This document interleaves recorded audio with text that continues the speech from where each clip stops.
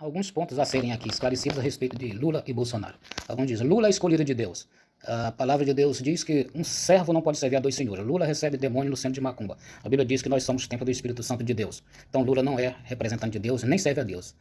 A questão armamentista, cristão não pode ter arma. Não é verdade, porque aqui está se tratando a respeito de leis, normas governamentais. Não é norma para a igreja, é para o Estado brasileiro. Portanto, a segurança com armas é para a propriedade privada e também para a segurança de indivíduo, até contra governos ditatoriais ou que tentam de alguma forma aprisionar a população. E, portanto, Bolsonaro simplesmente defende a segurança do cidadão e é contra o bandido. A arma não é contra o cidadão de bem. Bolsonaro é visto como Deus para os cristãos, de forma nenhuma. Simplesmente Bolsonaro é um candidato, um político, cujas pautas coincidem com os valores cristãos, que são defendidos pelos cristãos e os demais religiosos no país, pessoas de bem. Depois, o gás está caro. O gás está caro por causa da pandemia e também da guerra na Ucrânia, que afetou o mundo inteiro. Gás, combustíveis e tudo.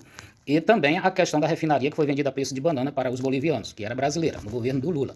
Outra pauta, a pandemia da Covid-19 matou muita gente. Bolsonaro é genocida, de forma nenhuma. Bolsonaro recomendou o tratamento precoce com ivermectina, hidroxicloroquina, zinco, azitromicina, recomendado por infectologistas. E estava correto, teria evitado muita gente. Agora foi comprovado em estudos que ele estava certo. Portanto, quem são então os genocidas?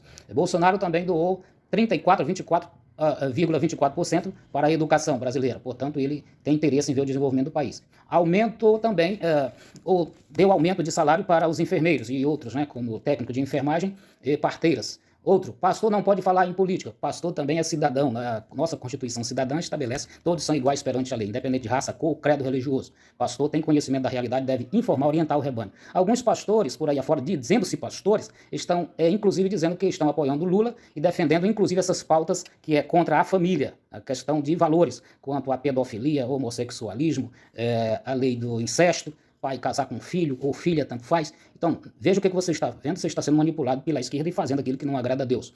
Outra coisa, Lula e Dilma tentaram implantar ditadura no país.